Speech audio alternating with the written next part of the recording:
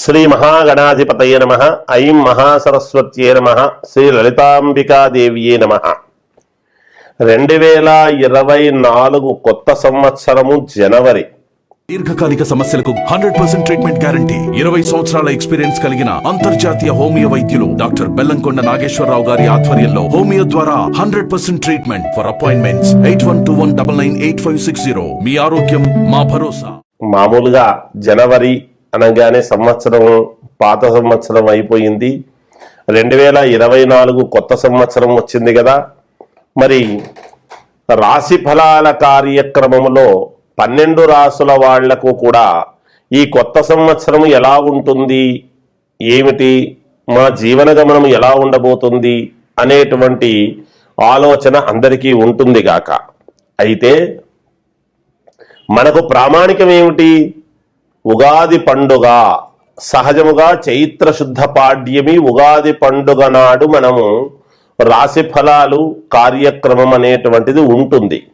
కానీ ఈ కాలములో మరి జనవరి నుంచి ఉగాది పండుగ వరకు కూడా ఎలా ఉంటుందో కూడా తెలుసుకోవాలి కదా అనేది ఉంటుంది కదా. అందుకని ఉగాది పండుగ అనే కాకుండా ఈ సంవత్సరం అంతా కూడా 2024 సంవత్సరం అంతా కూడా ఎలా ఉంటుందో తెలియజేస్తున్నాను. ఉగాది పండుగ రోజు ఇంకా విశేషాలు ఉంటాయి, ఉండకుండా ఉండవు. ఆనాడు కీలకమైనటువంటివి ఇంకా కొన్ని నేను ప్రతి రాశి వాళ్లకు కూడా తెలియజేయడము తప్పకుండా జరుగుతుంది గాక.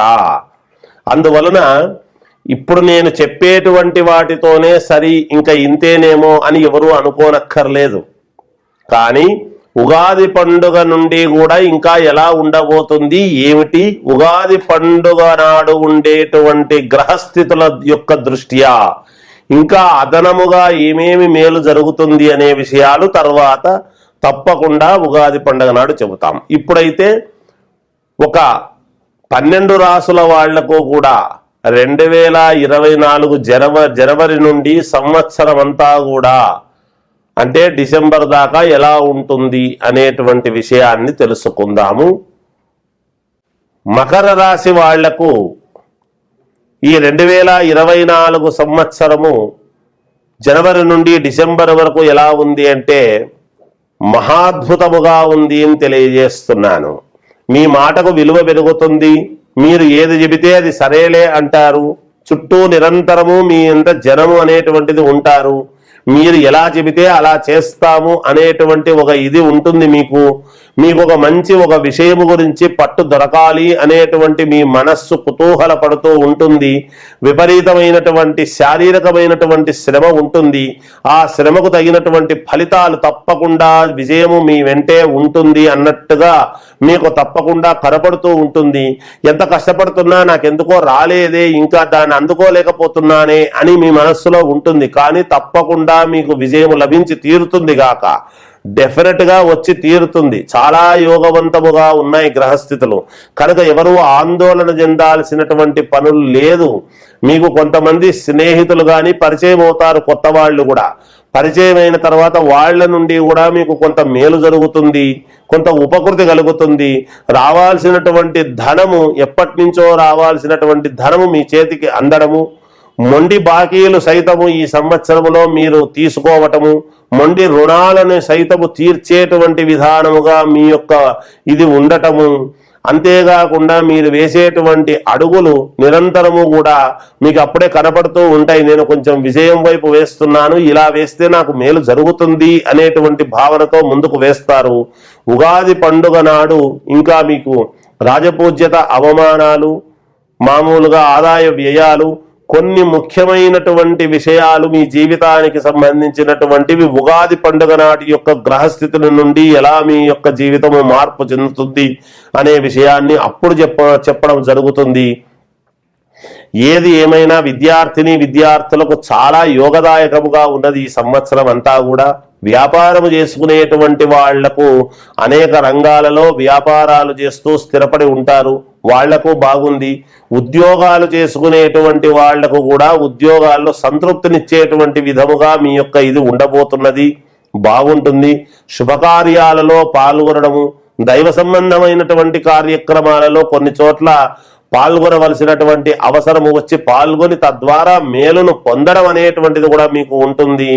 భూముల వలన మీకు మేలు జరుగుతుంది. కోర్టు వివాదాలు లాంటివి ఏమైనా ఉంటే గనక కొంచెము సమయం తీసుకొని మీకు మేలు జరగడానికి అవకాశముగా ఉన్నది. రాజకీయాలలో ఉండేటువంటి వాళ్లకు యజ్ఞయాగాది క్రతువుల వలన చాలా మేలు జరిగే అవకాశము ఉన్నది. అగ్ని సంస్కారం అనేటువంటిది జరిగి తీరాలి.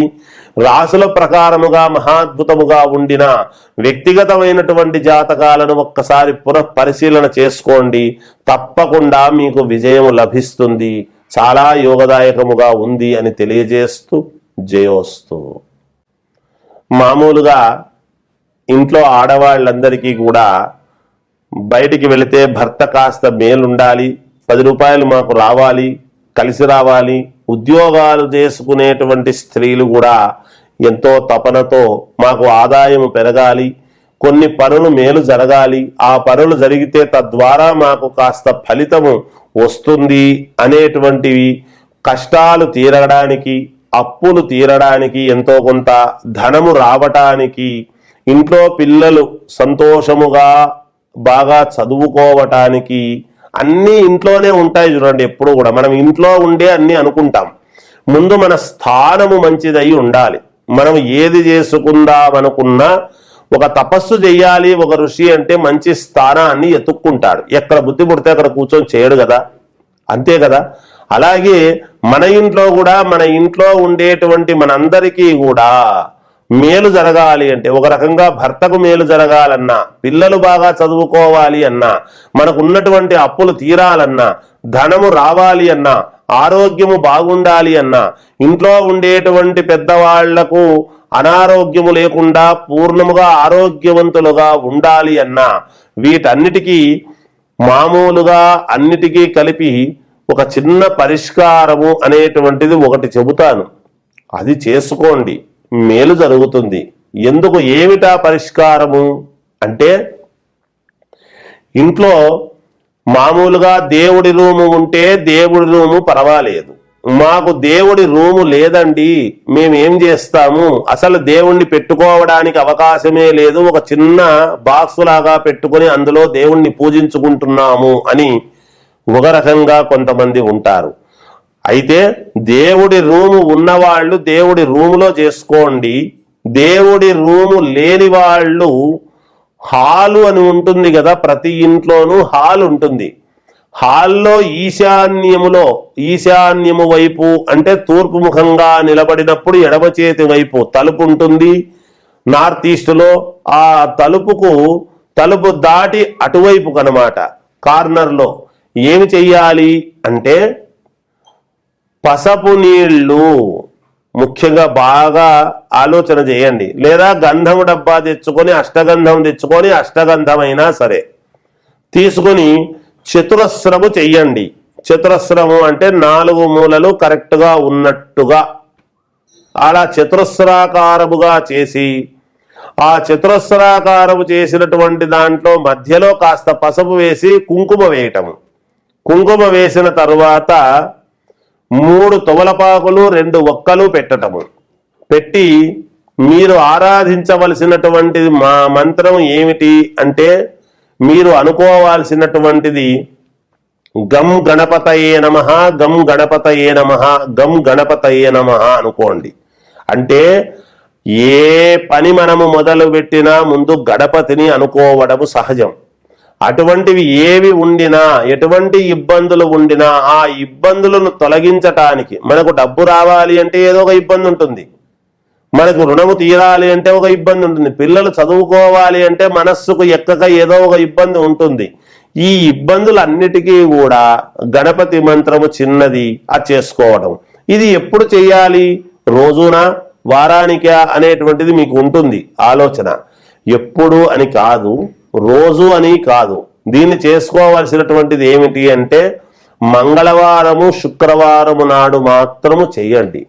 ఆ చేసిన తర్వాత ఆ తొమలపాకులు తీసి ఒక చోట అని పెట్టండి, ఎక్కడా పడేయొద్దండి. ఇలా కొంతకాలము పాటు చెయ్యండి, మీకు తెలుస్తుంది. మేమేదో 6 వారాలు చేశాం గురువు గారు, నెల చేశాం గురువు గారు, 2 నెలలు చేశాం గురువు గారు అనుకుంటే కొంతమందికి నెలకే మార్పు వస్తుంది, కొంతమందికి 2 వారాలకే వస్తుంది, కొంతమందికి 8 వారాలకు వస్తుంది. ఇలా ఎవరి చేసుకునేటువంటి వాళ్లకు ఉండేటువంటి కష్టాన్ని బట్టి అక్కడ ఉంటుంది. కానీ అందువలన ఎవరూ దీన్ని తక్కువగా చూడొద్దండి, అది చేసుకోండి. చిన్న పరిహారము కదా, 3 ఆకులు 2 ఒక్కలు పెట్టి గం గణపతయే నమః, గం గణపతయే నమః, గం గణపతయే నమః అని 11 సార్లు స్మరించండి చాలు. 108 సార్లు మిగతా అంతా అక్కర్లేదు. ఇది 11 సార్లు మాత్రం చేసుకోండి. ఇంట్లో ఆడవాళ్ళు మేలు జరుగుతుంది. జయోస్తు.